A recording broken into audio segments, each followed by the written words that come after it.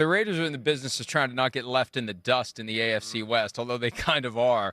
Here's both head coach Pete Carroll and GM John Spytek from yesterday on using Tom Brady, minority owner, majority influence, as a resource as they try to turn the Raiders back into a contender. It's rare to have the opportunity to be with somebody that understands competing the way he does. Yeah. And I mean, it's once in a lifetime kind of opportunity, and really to see how he and John Spytek have really, they're in concert as well. I can't be in a better situation than around the greatest competitors ever. I can't even ask for anything more than that. Do you plan to mobilize Tom Brady when the time comes to try to close the deal with some of these free agents? No, why would we do that? Why would we want to think? Of course we are. What do you think about? Yeah, whenever we could, we would. Whenever he can fit in. He's not doing this for any other reason than to win. And as you would expect, like, he's got a lot of thoughts on how we should get that accomplished. Yeah, and hey, I'm already down the being a jerk path. Oh yeah, you've crapped on McVay, you've got on the Eagles, literally. So yeah, you're making friends here. If Tom's all in, where is he? Why isn't he here? If you're all in, well, there's why aren't you here? No. Let me finish. Yeah. If you're going to be involved, if you're going to grab an oar and row, this is a place where you row. You come to Indianapolis, you sit in the room, you talk to the prospects, you look guys in the eye, you see who fits and who doesn't, who's Tom Brady, who's got the mentality, who's going to show up. Remember Max Crosby saying, hey, these guys all want to work out with me, and then I show up at 6 a.m. and they're there for 2 days and then they stop coming. Brady's that guy who would show up. And so let's go, Tommy. Tommy, come to Indianapolis. Mike, it's not hard to find. He's been here before. That's not what he signed up for. Well, okay. Okay, he signed up for exactly what he's doing right now. I paid a whole shitload of money, and I'm going to sit at home, and I got film there, and I got a phone that works, and we can call and talk that way. That's why. I'm surprised other owners are here. Terry Pagula is here. He's one of the few, though. Yeah. That was the other thing, right? The only owner I've regularly seen here is Jerry Jones. Because he's the GM. Right. So, but there's no... Most owners do not rare. come. Right. Very Most do rare. not come. Terry Pagula comes right, so apologize and sits to in Tom. the room. Apologize. Not apologizing to him. Sure. If you are going... Dan, are you just going to kill everybody in the NFL hierarchy here today?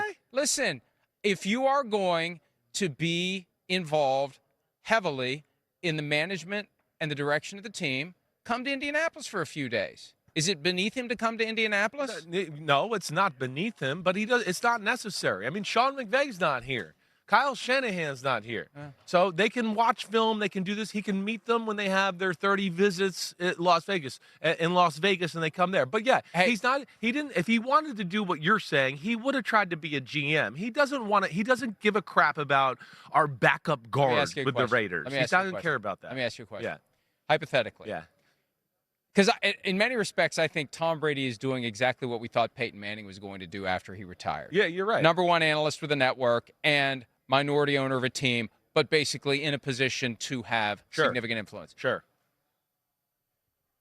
Would Peyton Manning be here if he was 10% owner of the Raiders or any team? Would he be here this week?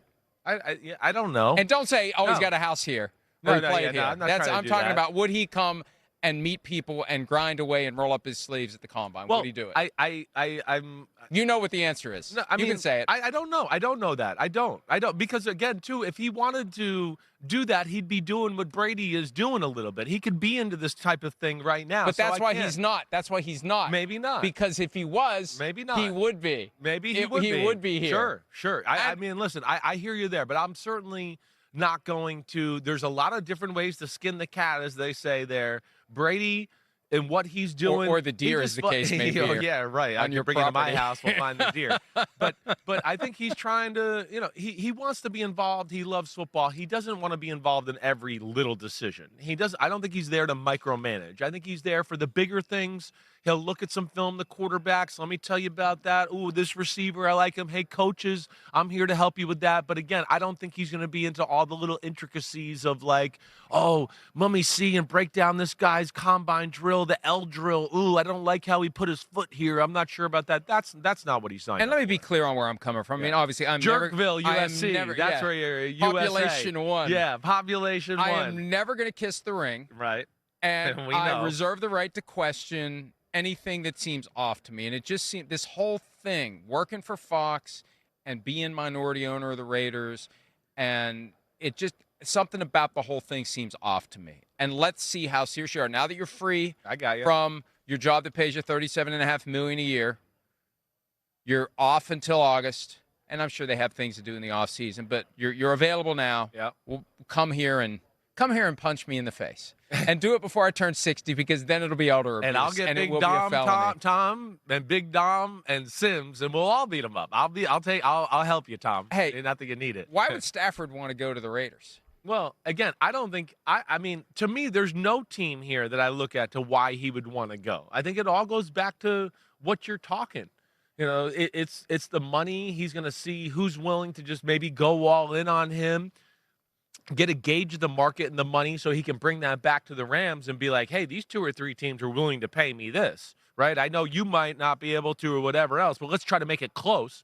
But I certainly understand this is the kind of player the Raiders need to jumpstart their organization once again. He would be great. Oh, go to Vegas and sit there and watch Matthew Stafford throw lasers, indoors on a Sunday afternoon. Yeah, that's the kind of star that will bring attraction and players back to the Raiders. So I understand them recruiting him. And Brady, of course, knows good quarterback play, and he's watched Matthew Stafford and knows how damn talented he is. Oh, plenty of reasons to want him. Yeah. Just not a lot of reasons for him to want them. No, it's like, them. Unless it's money. The Giants we hear. Right? Same thing. Why would you want those 2 teams right now? We understand the Steelers. We can see the logic in that one. The Browns is another one where I'd go, I don't really see the logic there.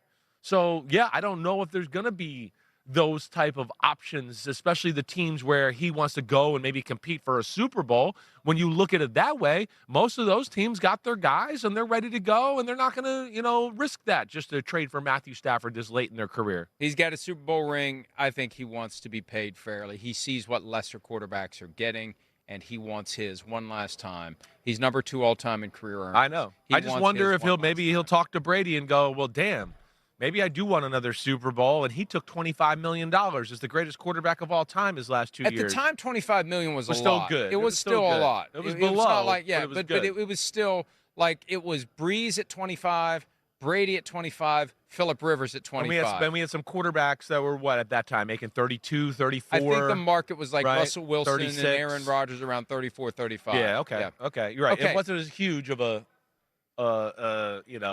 what am I say, discount, but still, he might be able to do 52 million to 60 million. Maybe that's all they're looking. Hi, it's Mike Florio. Thanks for watching PFT on YouTube. Hit subscribe for the latest news and analysis from Pro Football Talk.